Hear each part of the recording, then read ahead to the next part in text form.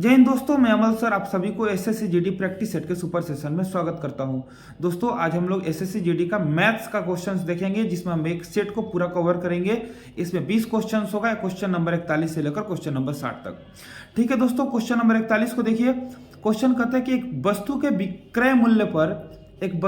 क्रय मूल्य पर 170% का लाभ हो जाता है।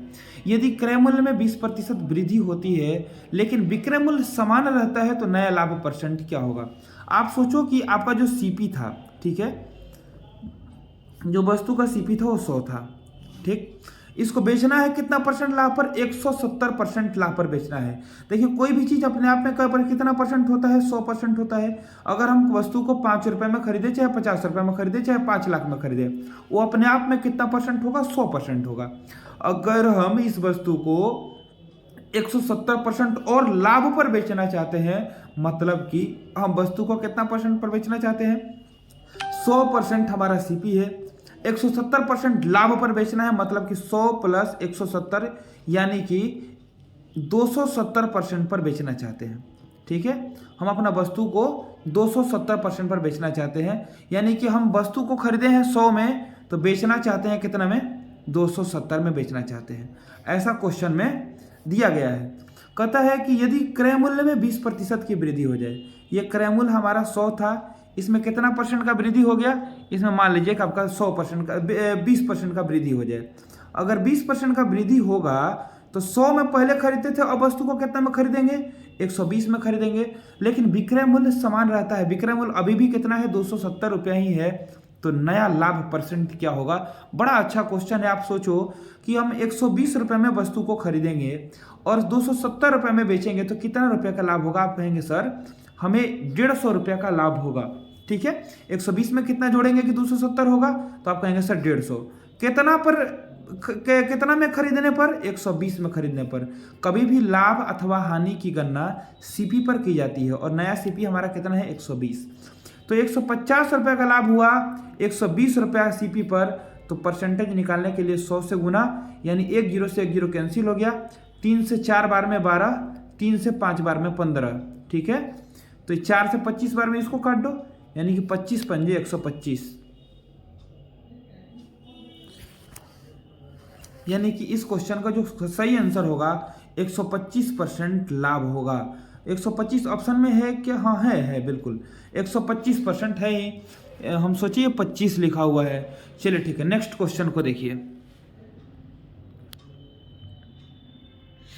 क्वेश्चन कहता है चक्रवृद्धि ब्याज की किस वार्षिक दर पर 1500 रुपया की धनराशि 2 वर्ष में बढ़कर 1591.35 हो जाती है। बड़ा अच्छा क्वेश्चन है। अगर कहता है कि 2 वर्ष का मामला है और आपका जो प्रिंसिपल है वो 1500 रुपया है, जो इन्वेस्ट की गई राशि होती है ना, उसी को हम प्रिंसिपल कहते हैं। और ये बढ़ के कितना हो जाता है? ये बढ़ के हो जाता है 1591.35। यही क्वेश्चन है ना आपका। अच्छा ठीक है, कितना वर्ष में? 2 वर्ष में। देखिए अब हम आपको एक तरीका बता देते हैं। जब 2 वर्ष हो, चक्रवृद्धि ब्याज हो, तो आप यहाँ पे अंडर रूट लगा दो, यानी कि स्क्वायर रूट लगा दो। अगर 3 वर्ष रहता तो यहाँ पे हम क्यूब रूट को लगाते। 4 वर्ष रहता तो यहाँ पे हम 4 लिखते। ठीक है, यहाँ से पॉइंट हटाएंगे, ये वाला जो पॉइंट है यहाँ से हटाएंगे तो यहाँ डबल जीरो बढ़ेगा। ठीक है, अब देखो इसको काट लिया जाए, 15 से कट जाएगा दोनों। 15 एकम 15, 1 2 3 4 जीरो। ठीक, इधर काटो, 15 एकम 15 कट गया, 9 उतरेगा नहीं कटेगा, जीरो। ठीक, 9 के साथ 91 हो गया, अब 15 छक 90, 1 बचा, 3 उतरेगा नहीं कटेगा, जीरो देंगे तो हो गया अब 135। 15 नवा 135। अब देखिए ये जो है ना 10,000 और 10,609, ये छोटा हो गया काट पीट के। और आपको पता है कि जो 10,000 का स्क्वायर रूट होता है वो कितना होता है? 10,000 का स्क्वायर रूट होता है 100, और एक 10,609 का स्क्वायर रूट क्या होता है? 103 होता है। अगर आपको नहीं पता है तो पहले इन सभी चीज़ों को आपको जानना बहुत जरूरी है। अब देखिए आप सोचिए कि 100 रुपया प्रिंसिपल था तो बढ़ के हुआ है 103, मतलब बढ़ा कितना है? 3। कितना पर बढ़ा है 3 भैया? 100 पे। तो 100 पे ही तो परसेंटेज चेक की जाती है ना, यानी कि इस क्वेश्चन का जो सही आंसर होगा तो ऑप्शन नंबर डी 3% होगा। बेस्ट एक्सप्लेनेशन है इस क्वेश्चन का। अगर आप इस तरीके से क्वेश्चन करेंगे तभी आप एग्जाम में जल्दी से सॉर्ट आउट कर सकते हैं। नेक्स्ट क्वेश्चन को देखिए।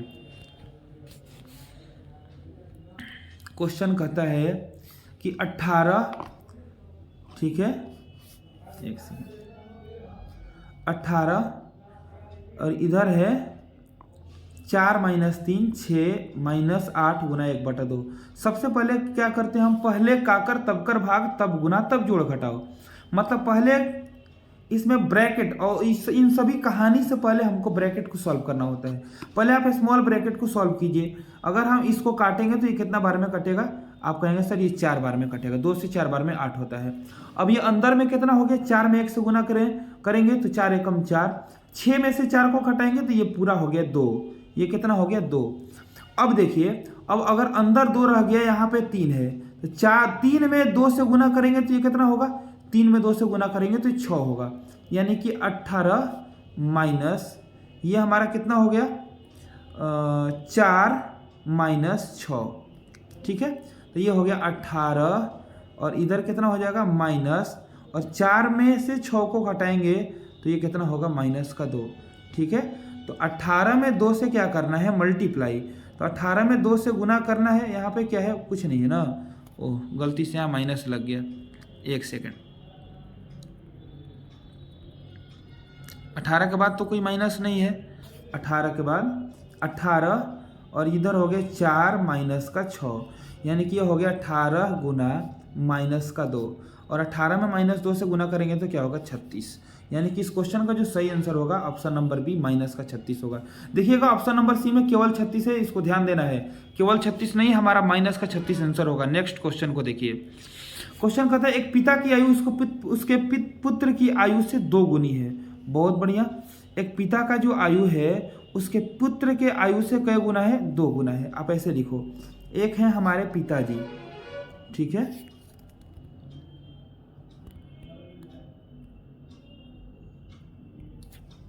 पिता का जो आयु है पुत्र के आयु ने सोन की आयु से कै गुना है, 2 गुना है। अगर ये 2 है तो ये 1 है। कहता है कि पिता की 20 वर्ष पहले पिता की आयु उसके पुत्र के तत्काल आयु की 12 गुनी थी। पुत्र का तत्काल आयु मान लो 1 था तो 12 था किसका, पिता का उम्र। कितना वर्ष पहले, 20 वर्ष पहले। तो पिता और पुत्र की वर्तमान आयु क्या है। देखिए ये 20 वर्ष पहले की बात है, ठीक है, और ये आज की बात है। 20 वर्ष पहले पुत्र का आयु कितना दिख रहा है, 1, और आज का पुत्र का आयु कितना दिख रहा है, वो भी 1। ऐसा संभव है क्या, कोई व्यक्ति का आयु 20 वर्ष पहले भी 1 साल है और आज भी 1 साल है, ऐसा संभव है, बिल्कुल नहीं। और जब गलत डेटा आपको लगे तो आपको कोई रेशियो को पहले सबसे पहले इक्वेट करना होता है। आप बताओ 2 और 1 का डिफरेंस क्या होता है, आप कहेंगे 1। 12 और 1 का डिफरेंस क्या होता है, आप कहेंगे 11। अब आप क्या करो कि इसमें 11 से गुना कर दो, इसमें 12 से गुना कर दो। ये जो रेशियो आएगा ये बिल्कुल सदा सख्त रेशियो आएगा और उसी पे क्वेश्चन सॉर्ट आउट होगा। अगर हम 11 में 2 से गुना करेंगे तो ये 22 बन जाएगा। अगर हम 11 में 1 से गुना करेंगे तो 11 हो जाएगा। लेकिन अगर हम इधर गुना करेंगे, मल्टीप्लाई करेंगे 1 से, तो कोई इफेक्ट नहीं पड़ने वाला। 12 एकम 12, 1 एकम 1। मतलब कि अब जो हमारा रेशियो हो गया वो कितना हो गया, अब कहेंगे सर इसको हटा दीजिए, ठीक है। अब जो हमारा रेशियो हो गया वो हो गया 22:11 और 12:1। अब देखिए, अब आपको क्वेश्चन क्या कहता है, क्वेश्चन कहता है कि 20 वर्ष पहले का कहानी ये है और आज की कहानी ये है। इसका मतलब यह है कि यहाँ डिफरेंस कितना का है, आप कहेंगे सर यहाँ डिफरेंस 10 का है और यहाँ भी डिफरेंस कितना का है, 10 का है। तो यहाँ डिफरेंस 10 ईयर का है, लेकिन क्वेश्चन में इसका वैल्यू कितना दिया है, 20 वर्ष। तो 10 का वैल्यू 20, तो 1 का वैल्यू क्या होगा, आप कहेंगे सर 2 होगा। और 1 का वैल्यू 2 होगा तो क्वेश्चन में बोला है कि वर्तमान में उनका आयु का अंतर क्या है। वर्तमान आयु उनका ये है और इनके बीच का अंतर 12 और 1 का अंतर कितना है, 11 यूनिट है। आप बताओ भैया, अगर 1 यूनिट का वैल्यू 2 आया है तो 11 यूनिट का वैल्यू क्या होगा, 11 दूना 2, बोले तो 22 वर्ष। इस क्वेश्चन का सही आंसर होगा option number D is the correct answer. ठीक है, नेक्स्ट क्वेश्चन को देखिए। क्वेश्चन कहता है कि 144 का रूट गुना 6। ये तो कैलकुलेशन है, सीधा सीधा क्वेश्चन है। 12 का 144 का जो रूट होता है वो क्या होता है, 12 होता है, और बटा में 6 है, बटा में 6 को लगा दीजिए। उसके बाद क्या है, 121 का रूट, 121 का स्क्वायर रूट क्या होता है, 11, बटा में क्या लगा है, 8, उसको लगा दीजिए, गुना 132 ठीक है, बटा 484 का स्क्वायर रूट क्या होता है, आप कहेंगे सर 22 होता है। ठीक है, अब आप इसको काट लो, 11 से 2 बार में काट दो 22, 2 से इसको काट देते हैं, 2 पंजे 10, 2 छक 12, 1 2 छक 12, 66, 6 से इसको काट दीजिए 11 बार में, चलेगा, 6 से 11 बार में 66। अब देखिए इसको काटिए, 4 से 2 बार में 8, 4 से 3 बार में 12, ठीक, यानी कि 11 गुना 3 कितना 33/2। इस क्वेश्चन का जो सही आंसर होगा वो 33/2 होगा। देखिए ऑप्शन नंबर सी में दिया हुआ है 33/2। नेक्स्ट क्वेश्चन को देखिए,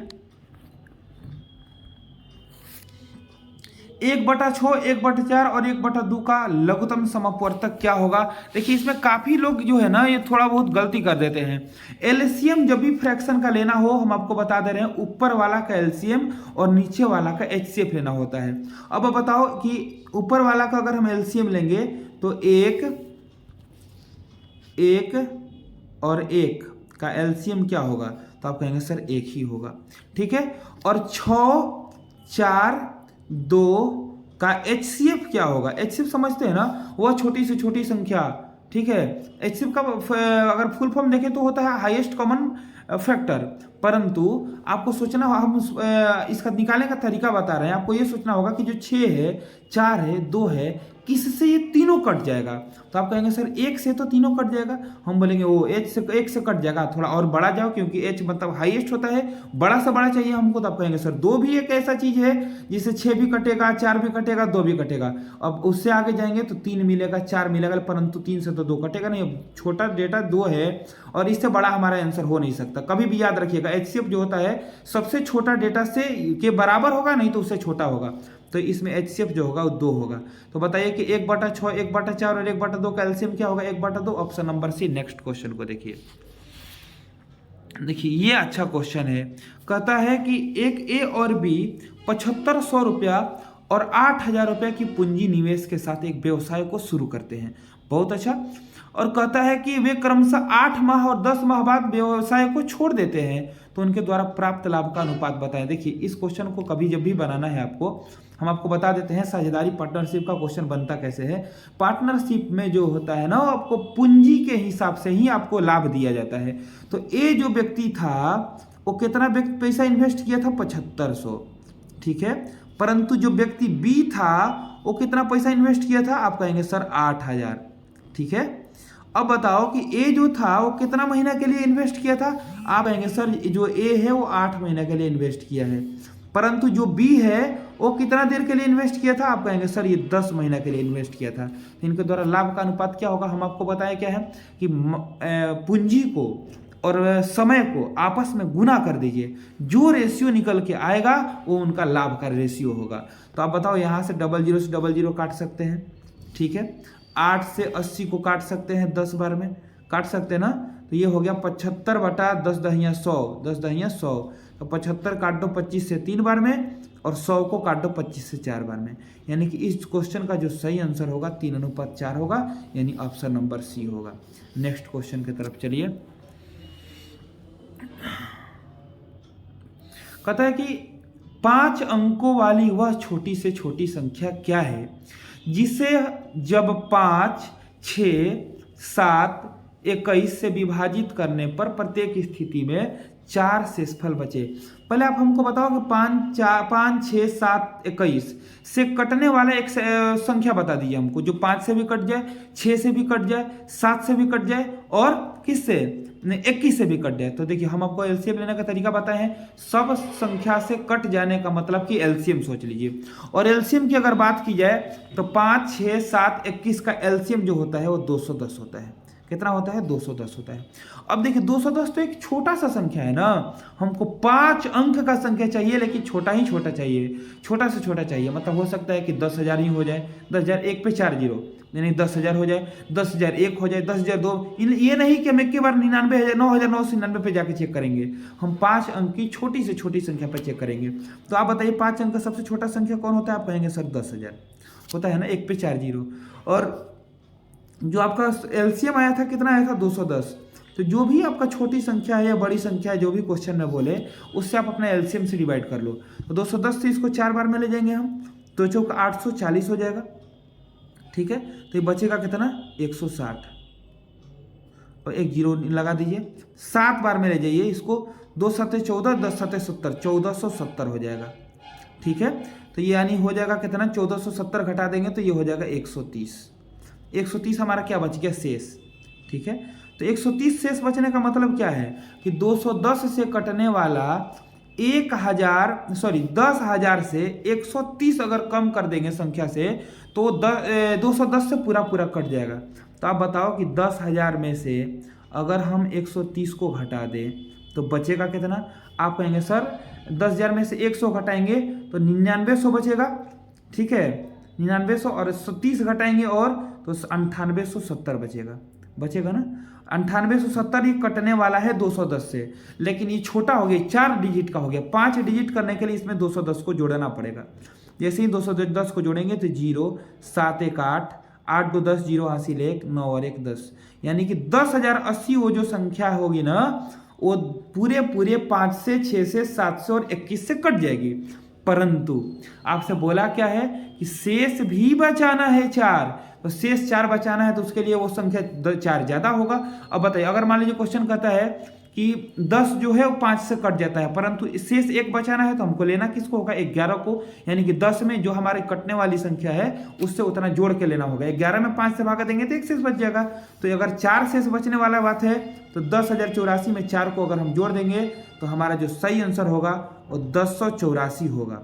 ठीक है, पर लेकिन क्वेश्चन में आपसे ये क्या पूछा है कि जो संख्या है 10,084 ना, जो संख्या है उस संख्या के अंकों का योगफल बताओ, यानी कि अंक है इसमें 1 0 0 8 4 और इसका बताना है आपको योग। तो 8 में 4 जोड़ेंगे तो 12, 12 में 1 जोड़ेंगे तो 13। ऑप्शन नंबर ए को देखिए एकदम सही आंसर है। इनका जो अंकों का योगफल होगा वो क्या होगा 13 होगा। सम ऑफ डिजिट पूछा हुआ था। नेक्स्ट क्वेश्चन की तरफ चलिए।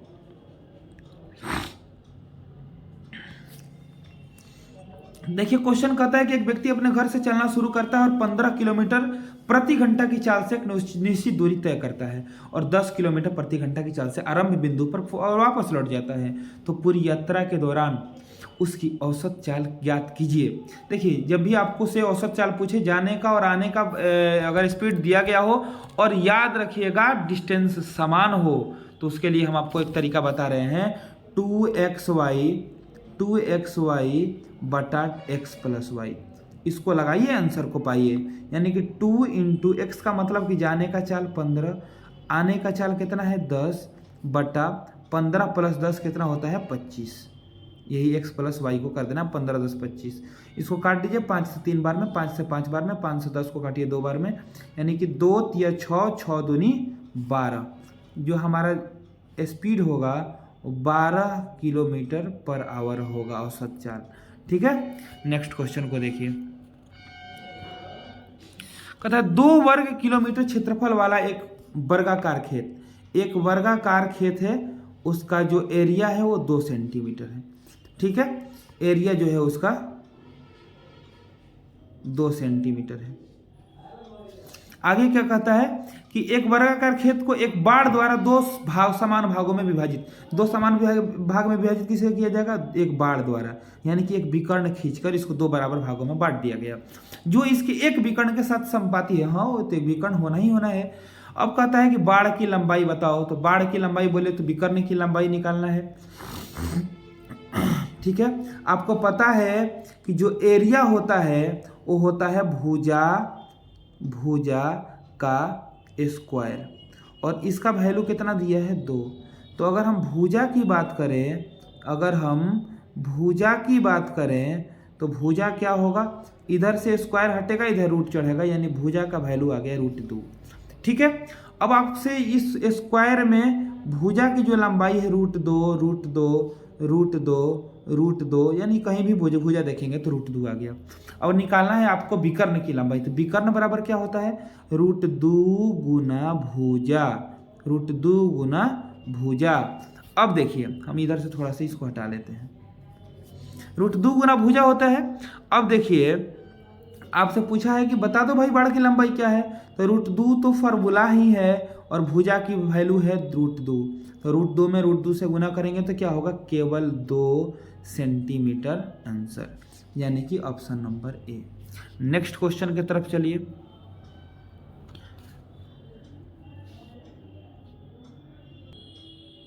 देखिए 51 नंबर क्वेश्चन जो है उसको देखिए आप, कहता है कि ए किसी कार्य को 25 दिन में, ए किसी कार्य को 25 दिन में, जबकि बी उसी कार्य को कितना दिन में पूरा कर सकता है, बी उसी कार्य को 20 दिन में पूरा कर सकता है, ऐसा क्वेश्चन में बोला गया है।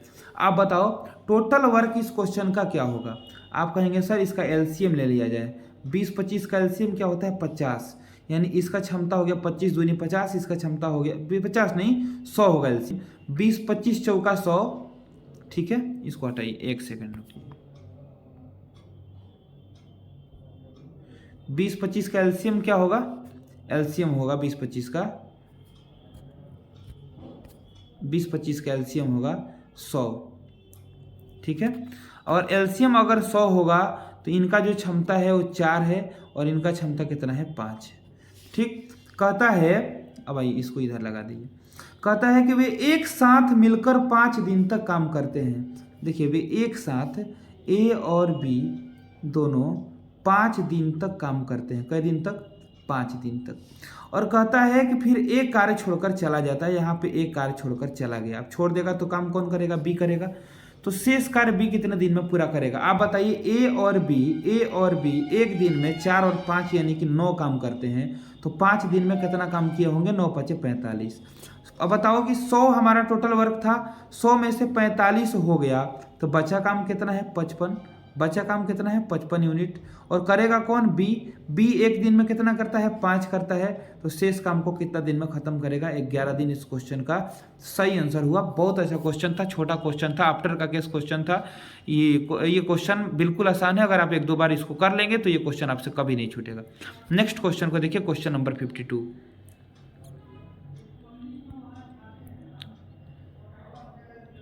कहता है कि 0.002 किसका, 0.12 का कितना प्रतिशत है, यानी कि इसका परसेंटेज वैल्यू बताना है।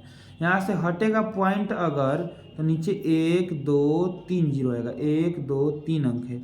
और यहाँ से अगर पॉइंट हटेगा तो यहाँ 2 अंक था तो यहाँ पे 2 जीरो लगेगा, ठीक। तो 2 जीरो से 2 जीरो खत्म, 1 जीरो से 1 जीरो खत्म, 2 से 12 काट देंगे 6 बार में, आगे 10/6, 10/6 को हम 2 से काटेंगे, 2×5 = 10, 2×3 = 6, यानी कि 5/3% इस क्वेश्चन का सही आंसर होगा, option number A. Next question की तरफ चलिए, छोटा क्वेश्चन था। क्वेश्चन कहता है कि √16 और √64 को हम क्या कहते हैं 8 और 16 का महत्तम समापवर्तक HCF और LCM का जो रेशियो होगा वो क्या होगा, ऐसा क्वेश्चन में पूछा हुआ है। तो एक संख्या है 8 और एक संख्या है 16। अगर हम कहें कि 8 और 16 का HCF क्या होगा, तो 8 16 कौन ऐसा संख्या, बड़ा से बड़ा संख्या है जिससे 8 भी कटे 16 से कटे, यानी कि वो संख्या 8 है, 8 से 8 भी कट जाएगा, 16 भी कट जाएगा। और LCM मतलब कि वो छोटी से छोटी संख्या जो इन दोनों से कट जाए, वो संख्या कौन होगा भैया, तो दोनों में से बड़ा वाला ले लो, बड़ा वाला चेक करो, 8 से कटता है, यस सर 8 से 16 कटता है, 16 से भी कटता है, यानी कि LCM 16 हो गया। तो इनका रेशियो क्या होगा 1:2, option number A. Next question की तरफ चलिए, छोटा छोटा LCM HCF का क्वेश्चन है ये। क्वेश्चन कहता है 0.13 को P/Q के रूप में व्यक्त करने पर प्राप्त मान इनमें से किसके बराबर है, हम आपको बता देते हैं। 0.13 है, रेकरिंग कितना पे है 2 पे, रेकरिंग का मतलब होता है बट्टा में 9, 1 पे रेकरिंग है तो ये बट्टा में 1 9, 2 पे रेकरिंग है तो बट्टा पे 2 9, यानी कि इसका मतलब होगा 13/9, 9 पॉइंट खत्म। बात बुझा रही ना, यानी कि 13/99 इस क्वेश्चन का सही आंसर होगा, option number A. Next question देखिए 55 नंबर, कहता है कि एक दुकानदार 2,50,000 रुपये की धनराशि को अपने 3 पुत्रों के बीच क्रमशः 30, 45 और 25% के अनुपात में वितरित करता है। प्रत्येक पुत्र को विरासत में कितना धनराशि मिलेगा, 2.5 लाख रुपया है उसके पास, इसका 30% मिलता है किसको, पहला को। तो 30% कितना होगा भैया, किसी भी संख्या का 25 पे 1 2 3 4 जीरो है, किसी भी संख्या का 10% निकालना हो, एक अंक के बाद पॉइंट लगा दीजिए यहाँ पे, यानी कि 10% 25,000, 10% 25,000, तो 30% कितना होगा, 25 या 75, 75 75 75 75, ये तो चारों में है, यहाँ से तो ऑप्शन पकड़ में आएगा नहीं, इसको हटा देते हैं। यानी कि जो पहला व्यक्ति है उससे हमको कोई फायदा घाटा नहीं है, हम उसके सहारे क्वेश्चन को सॉर्ट आउट नहीं कर सकते।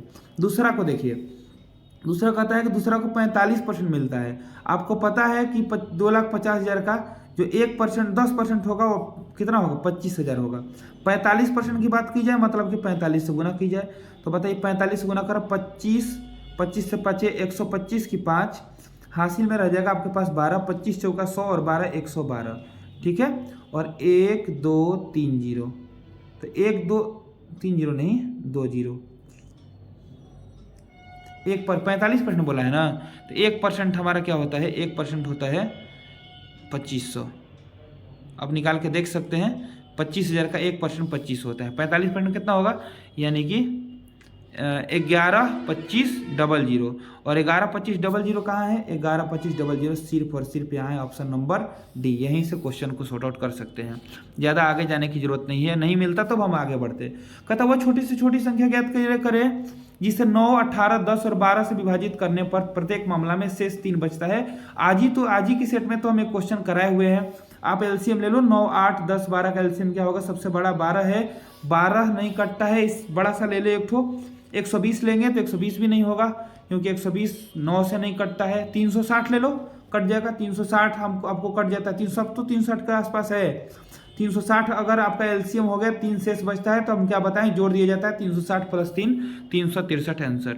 नेक्स्ट क्वेश्चन देखिए 57 नंबर, कहता है कि 1,000 रुपये की धनराशि एक निश्चित साधारण ब्याज की दर पर 2 वर्ष में बढ़कर 1140 हो जाती है। 2 वर्ष में कितना हो गया, 1140। कहता है कि यदि ब्याज में 4% की वृद्धि कर दी जाती है और 4% ब्याज बढ़ जाता है तो मूल धनराशि कितनी हो जाएगी। तो देखिए जितना बढ़ा, जितना परसेंट था उससे मतलब नहीं है, वो बढ़ के 1140 हो गया। अब आपको बढ़ाना है 2 बरिस 4%, यानी कि इस 1,000 का 1 वर्ष में 4%, तो 2 वर्ष में कितना 8%, परसेंट का मतलब होता है बटा में 100, 00 से 00 काट दो, हो गया 10 बटे 80, तो 1140 में अगर हम 80 को जोड़ेंगे तो कितना होगा, 1140 + 60 1220, 1220 आंसर, बस ज़्यादा कुछ नहीं। नेक्स्ट क्वेश्चन देखिए 58 नंबर, कहता है क्रमशः 4 सेंटीमीटर और 2 और 8 सेंटीमीटर आंतरिक एवं बाह्य व्यास वाले। देखिए 4 सेंटीमीटर व्यास है तो त्रिज्या क्या होगा बताओ, त्रिज्या 2 होगा, ठीक। और इसका 8 सेंटीमीटर व्यास है तो त्रिज्या क्या होगा, 4 होगा, इसको अभी से ही याद रखिए। कहता है एक खोखले गोले को पिघलाकर एक शंकु बनाया जाता है जिसकी आधार का व्यास 8 सेंटीमीटर, इसको काट के ये अगर 8 है तो ये भी कितना होगा, 4 होगा, ये 8 तो ये 4, ये भी 8 तो ये 4, ये भी 8 तो ये 4, तो ये कितना हो जाएगा, ये आपका 2 हो जाएगा। 1 मिनट, इसको हटा देते हैं हम।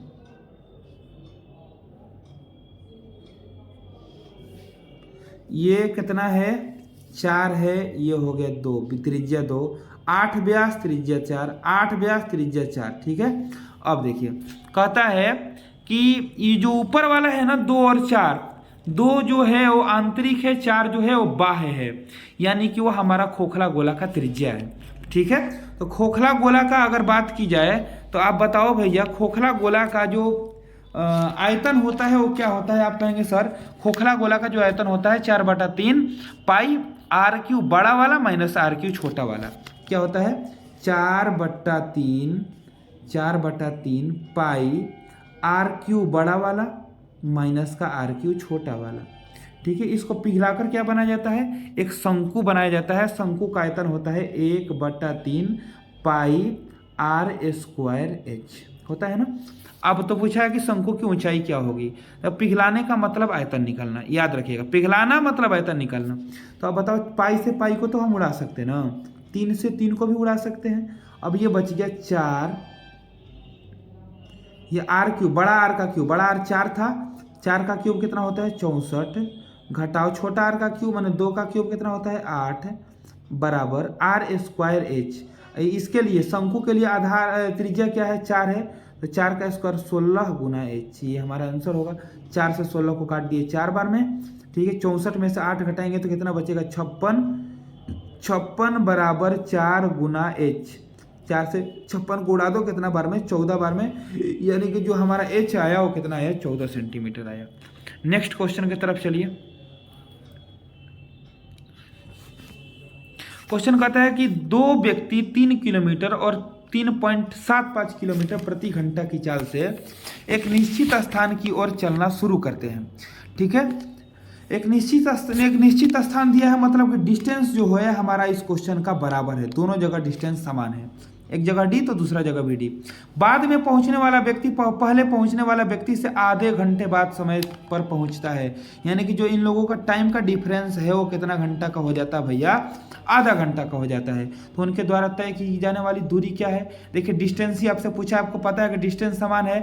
आप बताओ कि 3 किलोमीटर पर आवर के चाल से जाएगा तो समय कम लेगा कि ज़्यादा लेगा। बोलेंगे, आप बोलेंगे सर अगर मेरा चाल स्लो होगा तो हम समय ज़्यादा लेंगे, चाल तेज होगा तो समय कम लेंगे। तो अगर हम कहते हैं कि डिस्टेंस अपॉन स्पीड, यानी कि पहले 3 के चाल से गया होगा तो समय ज़्यादा लिया होगा, और अगर 3.75 के चाल से गया होगा तो समय थोड़ा बहुत ज़्यादा लिया होगा, तो ज़्यादा लिया कम लिया होगा। तो ये जहाँ ज़्यादा लगा यहाँ कम लगा, और इन दोनों के बीच में डिफरेंस कितना का होता है, आधे घंटे का होता है। तो अगर हम इसको सॉर्ट आउट करेंगे तो ये पॉइंट हटाएंगे तो ऊपर 100 हो जाएगा। 25 से 100 को काट दिए 4 बार में, 25 से इसको काटेंगे 15 बार में। ठीक, मतलब ये कितना हो गया, d/3 minus 4d/15 equal to 1/2। अगर हम इसका एलसीएम ले ले 15×3 का, तो 15×3 का एलसीएम 15 होता है, 3 पंजे 15, ये हो गया हमारा 5d माइनस का 15 एकम 15, एक में डी से करें, एक में 4d से करेंगे तो 4d बराबर हो गया 1/2। ठीक, क्रॉस मल्टीप्लाई अगर हम कर देंगे तो 5d माइनस 4d बोले तो 1d में 2 से गुना करेंगे तो हमारा हो गया ये 2d बराबर कितना, 15 एकम 15, 2d बराबर 15, तो d बराबर 15/2 बोले तो 7.5 किलोमीटर इस क्वेश्चन का सही आंसर होगा। क्वेश्चन नंबर ए बहुत अच्छा क्वेश्चन है, आप इसको हम एक बार नहीं 2 बार 3 बार बोल रहे हैं कि इसको बना कर देख लीजिएगा। नेक्स्ट क्वेश्चन कहता है कि एक व्यक्ति ने एक घोड़ा 4500 रुपये में खरीदा, उसने इसे 5% लाभ पर बी को बेच दिया, बी ने इसे 20% लाभ पर सी को बेच दिया, तो सी द्वारा घोड़ा खरीदने के लिए भुगतान की गई राशि ज्ञात करें। कुछ नहीं है क्वेश्चन में, ए जो है 4500 रुपये में घोड़ा को खरीदता है। ठीक है, अब कहते हैं इसको 5% लाभ पर बेच देता है, तो 100% कोई भी सीपी अपने आप में आज ही बताए हैं 100% होता है, इसको 5% लाभ पर बेचेगा मतलब 105% पर बेचेगा। ठीक है, और फिर कहता है कि फिर बेचाने के बाद बी क्या करता है कि इसको 20% लाभ पर बेच देता है, मतलब ये 120 पर बेचा होगा। तो पूछता है कि सी द्वारा खरीदा गया मूल्य क्या है, यानी कि बी द्वारा बेचा हुआ या सी द्वारा खरीदा हुआ, दोनों एक ही बात है, कटा दो आपका आंसर फेंक देगा। 0 से 0 खत्म, 0 से 1 0 यहाँ खत्म, 1 0 से और 1 0 यहाँ खत्म, 5 दूनी 10, 5 9 45।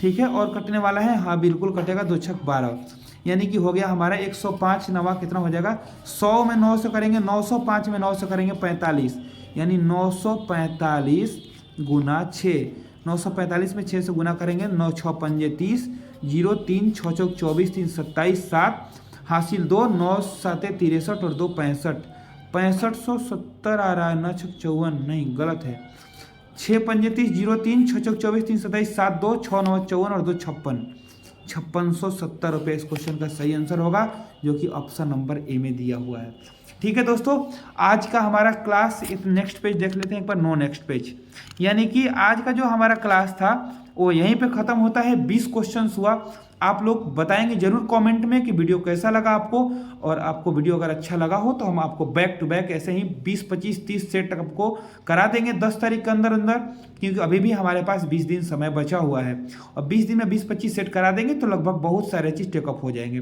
ठीक है दोस्तों, अगर आपको वीडियो अच्छा लगा हो तो वीडियो को लाइक करके अपने दोस्तों में शेयर जरूर कीजिएगा, और अगर आप हमारे चैनल पर नए होंगे तो चैनल को सब्सक्राइब करके बेल आइकन दबा दीजिएगा। अगला वीडियो हम आपको तुरंत देंगे, बस हम आपको पता है कि ये हमारा नया वाला चैनल है, और इस पे जैसे ही 100 व्यू होगा, जैसे ही 100 व्यूज इस वीडियो पे हो जाएगा, वैसे हम नेक्स्ट पार्ट को आपको अपलोड कर देंगे, नेक्स्ट प्रैक्टिस सेट को अपलोड कर देंगे। ठीक है दोस्तों, मिलते हैं अगले वीडियो में, तब तक के लिए बहुत बहुत धन्यवाद।